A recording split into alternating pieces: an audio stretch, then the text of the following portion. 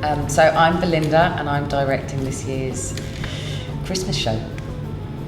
I'm Andrew and I've been involved in this year's set design and lighting design for the Christmas show. Why are we doing this show in particular? There was lots of talk about whether we should do a show at all. Obviously in March we didn't know what was going to be going on, so a group of us talked about the various options and possibilities, and felt quite strongly for our community, for our young people, that actually it was important to kind of have a bit of hope towards something, I think is the only way I can put it.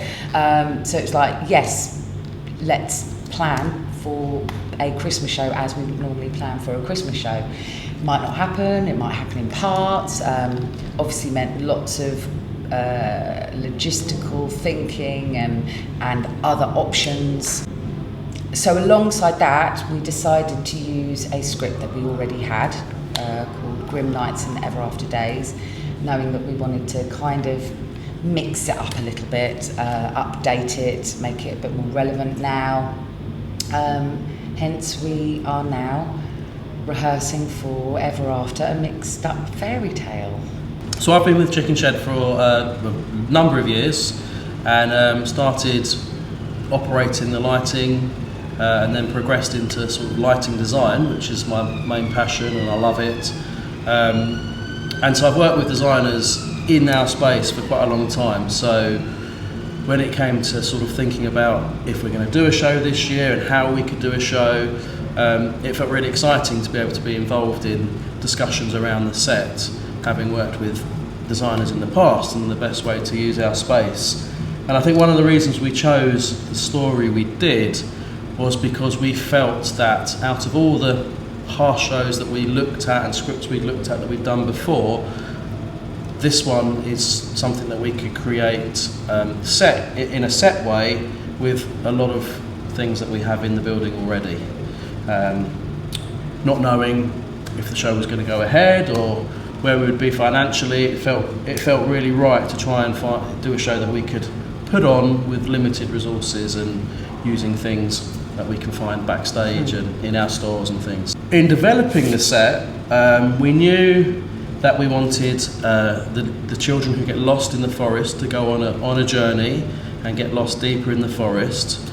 But we also knew we wanted to have a lot of space on stage, this year in particular, not knowing where people need to be. So it was quite an interesting sort of planning, wasn't it, really, to sort of try and tick all those boxes. So one of the things that we have a lot of is steel deck, and we like using levels in shows. It's really useful. So we felt that if we could use things that we already have, that was the basis for our main structure. And so a lot of the set uses a steel deck which we have to create our levels. But changing the space was quite limited, so we came up with the idea of tracking trees, which you can see here in this model box. And there's 4 trees that basically can track on and off stage to create a dense forest or a bit of a clearing. So as the children get lost further in the forest, we can quite quickly and simply close in the space, make it feel like they're being lost in the forest, and then as they come to a clearing, we can open the trees up to give ourselves a much more open space, and it's quite a quick and easy way for us to sort of deliver the points that we wanted to achieve when we sort of set out with our targets for the set. Being able to involve all of our young company and our students who want to be involved, we are going ahead with, which means over 800 or so people split into their 4 casts, which are then split into their different character groups. Even though guidelines are, we have to talk about guidelines, don't we?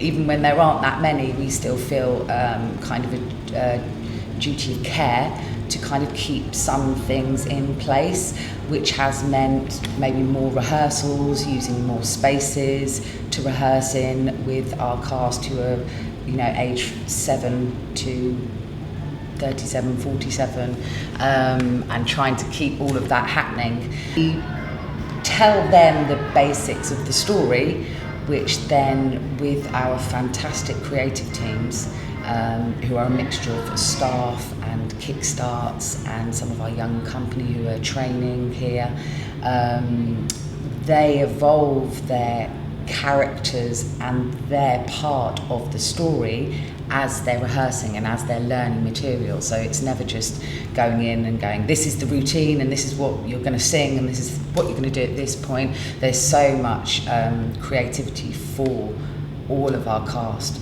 to be involved in throughout the process, which can be a bit scary as a director, because you obviously have things in your head that and then when you see it, you see what's happening, it's then like, oh no, gosh, what I had in my head is completely wrong and we need to adjust something. And now we've actually seen it and what they're doing, what they've decided to do, how that can inform us creatively, is exciting. You use the word exciting a lot. So it feels like it doesn't mean much, but it really is exciting. There's so much positivity that even if kind of the worst case scenario was to happen, something positive would still come from it. So when you come to see the show this year, wow moments to look out for, hopefully, is the set all coming together and it moving in certain ways and then revealing other parts of the set, which I'm not going to spoil it for you by telling you about it, but hopefully it should all look very slick and suddenly appear. Yeah, I think the wow moment for me, which it kind of usually is when you see everybody on stage. I love the reaction from audiences who haven't seen us before, and it's like they just keep on coming. They just keep on coming, and just when you think there can't be any more people on stage, a few more come on. So that for me is definitely a wow moment, which we will be aiming to get that, definitely. My name is Melis. I'm the sequoia wood type. I like when we sing all together with all the different wood types. First Christmas show, I've been in summer shed, but that's it. And are you going to get your family to come see you? Yeah, but not for all of the performances. Hello, I'm Elena and I'm part of the Wildwoods in Oak, the group Oak, and our characters are part of the forest. We really lead the way with the whole production, and I find it really, I love this part because there's so many people and so many different groups like Maple, Oak and many others, and I love doing it. My name's Elsie. I'm a Wildwoods. What sort of things have you been doing? We've been using sticks and we've been dancing around and singing a lot. And you've got people coming to see you in it? Yeah. Have you done a Christmas show before? No.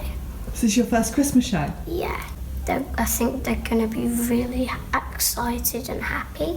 My name is Isabel Chapman.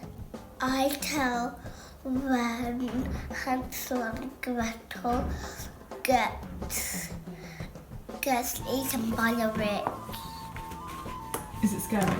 Yeah, but I do like it. And is this your first Christmas show, or have you done a Christmas show before? This is, I think I've done it once with George, but I don't recognise it, so it may be the first time. And are you looking forward to the audience coming to see you? Yes. What do you think they're going to think of it? Great.